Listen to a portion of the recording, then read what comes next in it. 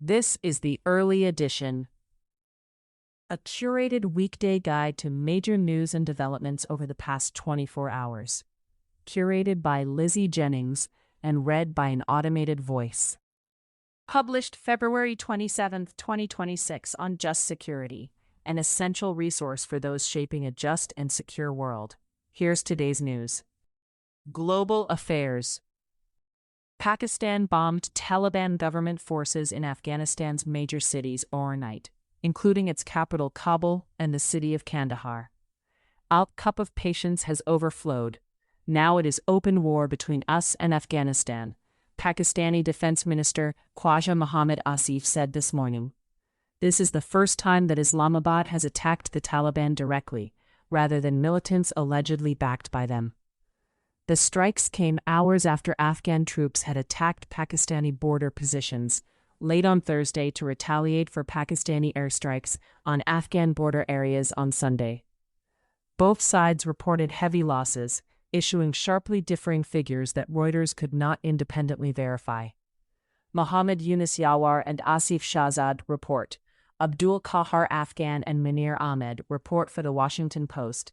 Elian Peltier and Saifullah Padshah report for The New York Times.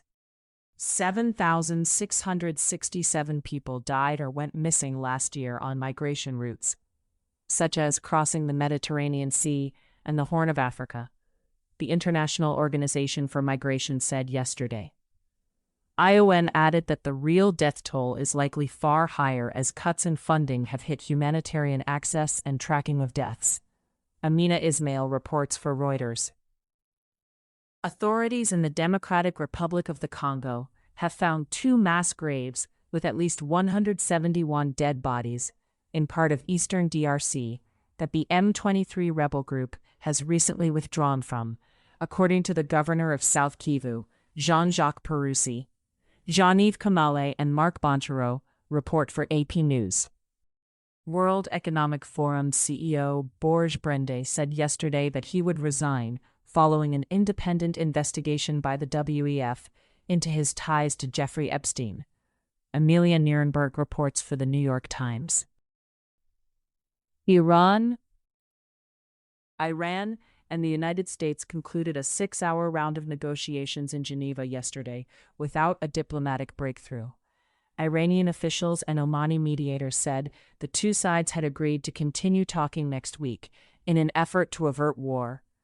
Omani Foreign Minister Badr al-Busaidi said on social media that significant progress had taken place, without offering further details. Iranian Foreign Minister Abbas Araghchi said, "More than ever there is seriousness on both sides to reach a deal." One source said that the U.S. side was disappointed by the Iranian position during the morning session. A senior U.S. official said the talks were positive. Farnaz Fasihi and David E. Sanger report for The New York Times. Barak Ravid reports for Axios. With a potential U.S. strike on Iran looming, U.S. Ambassador to Israel Mike Huckabee emailed the U.S. Embassy in Jerusalem this morning, urging staff to leave Israel immediately if they wish, citing an authorized departure for non-essential personnel due to safety concerns. Natan Odenheimer and David M. Helpfinger report for The New York Times.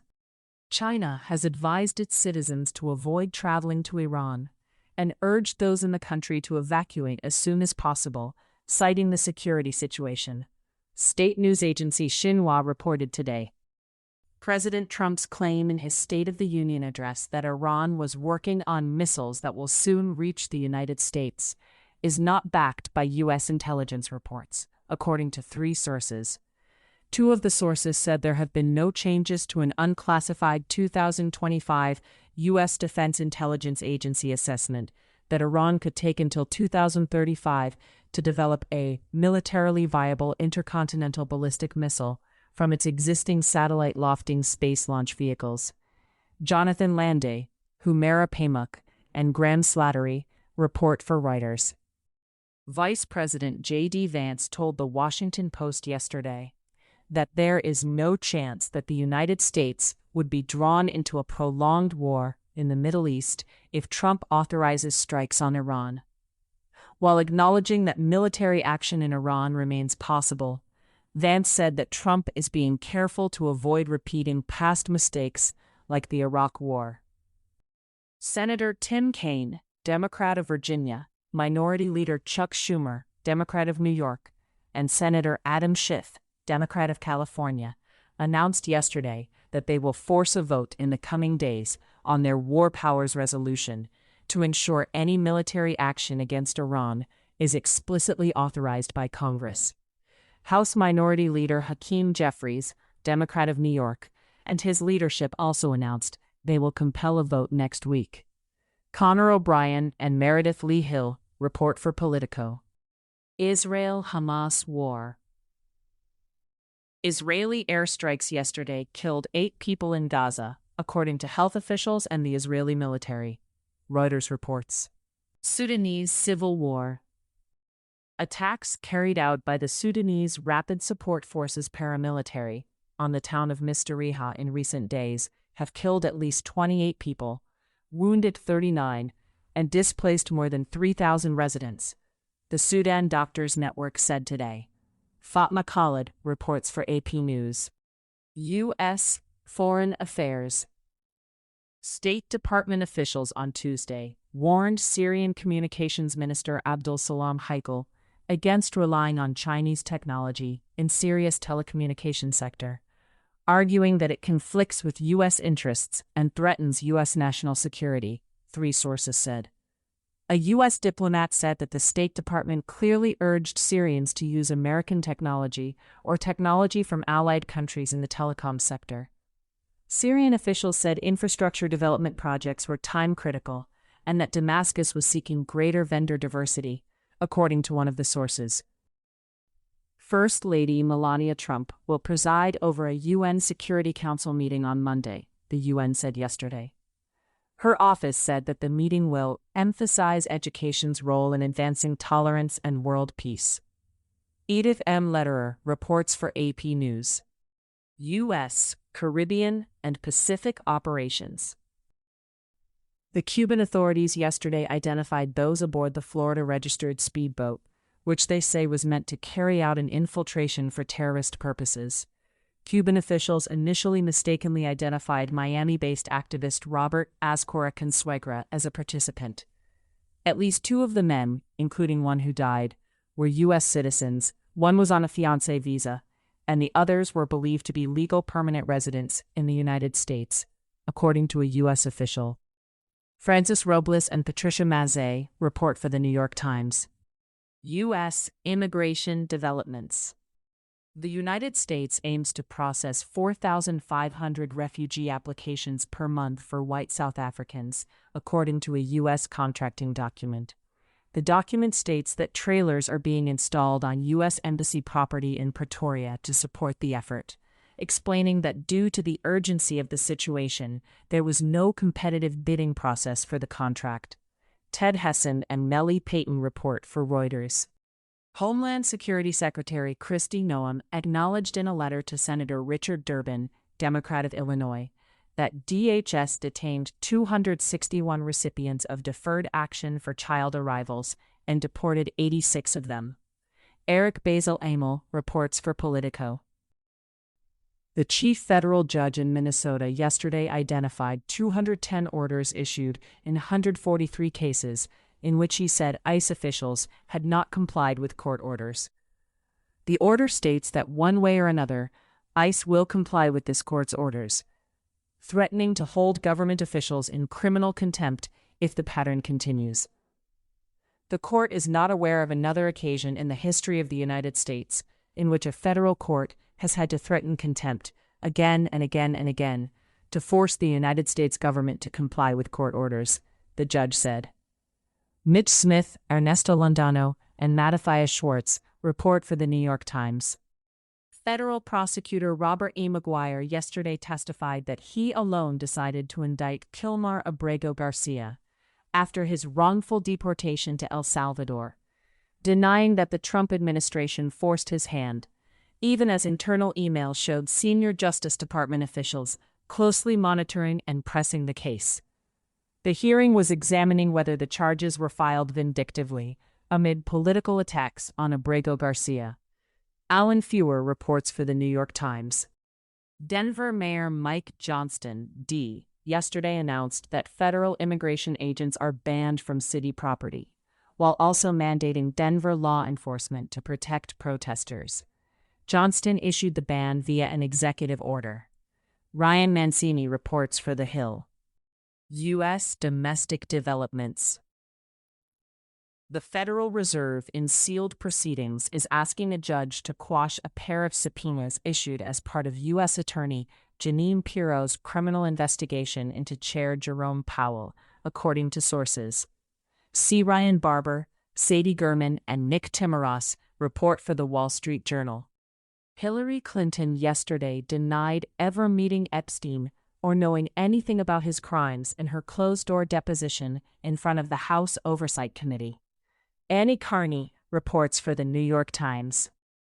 A Miami-based U.S. attorney, Jason A. Redding-Quinones, has expanded a criminal inquiry into former law enforcement and intelligence officials who investigated Trump, issuing new subpoenas related to the FBI's probe into ties between the 2016 Trump campaign and Russia and the 2020 election interference case.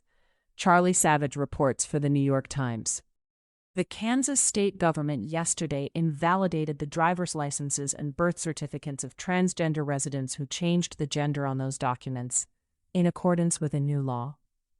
The law also requires transgender people to use bathrooms and locker rooms in buildings owned or leased by government entities that match their sex assigned at birth. Helen Koster reports for Reuters. Brady Tkachuk, captain of the NHL's Ottawa Senators and member of the U.S. Olympic ice hockey team, denounced an AI-generated White House video that falsely showed him insulting Canada, emphasizing that it was not his voice or words. Gregory Svirnovsky reports for Politico. Trump administration actions. The U.S. military yesterday used a laser to shoot down a seemingly threatening drone flying near the U.S.-Mexico border, which turned out to belong to Customs and Border Protection, lawmakers said. The incident prompted the Federal Aviation Administration to close additional airspace around Fort Hancock. It was the second time in 2 weeks that a laser was fired in the area and resulted in a shutdown of air traffic. This time, the closure was smaller and commercial flights were not affected. Josh Funk and Konstantin Toropin report for AP News. We cannot in good conscience accede to the Pentagon's request, Anthropic CEO Dario Amodei said yesterday, ahead of today's 5 p.m. deadline. The contract language we received overnight from the Department of War made virtually no progress on preventing Claude's use for mass surveillance of Americans, nor fully autonomous weapons, Amodei added. Maria Curie and Dave Lawler report for Axios. Madhu Gautam, the former acting director of the Cybersecurity and Infrastructure Security Agency, has been reassigned as DHS's Director of Strategic Implementation. Nick Anderson, CISA's Executive Assistant Director for Cybersecurity, will serve as acting director while the agency awaits a Senate-confirmed leader. Dana Nickel, Maggie Miller, and John Sakellariadis report for Politico. Trump administration litigation. A federal judge has again refused to block Trump's White House ballroom construction plans. Josh Gerstein reports for Politico. The Trump administration yesterday asked the Supreme Court to allow it to end temporary protected status for thousands of migrants from Syria. Anne E. Marimo reports for the New York Times. The Justice Department yesterday filed a lawsuit against 5 additional states, demanding they share election data with the Trump administration. Jacob Wendler reports for Politico.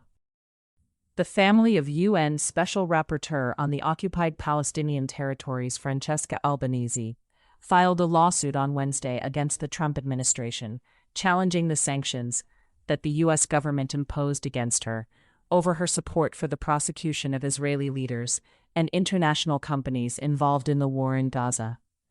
John Yoon reports for the New York Times. In case you missed it, yesterday on Just Security. The Trump administration's use of state power against media. Keeping track of the big picture. By Rebecca Hamilton. Confrontation in Court: How to Hold the Trump Administration Accountable for Violating Court Orders. By Joanna Suriani. Risk of renewed war in Tigray. Painful reminders from Ethiopia's last war. Demand action to prevent another. By Sarah Miller and Abdullahi Boru Halake. Thank you for listening to Just Security's early edition today, February 27, 2026. If you enjoy listening, Just Security's analytic articles are also available in audio form on the justsecurity.org website. To stay up to date on Just Security's analysis of law, policy, and current events, go to justsecurity.org, subscribe to Just Security on Substack, and follow us on LinkedIn, Blue Sky, Facebook, Instagram, and Threads.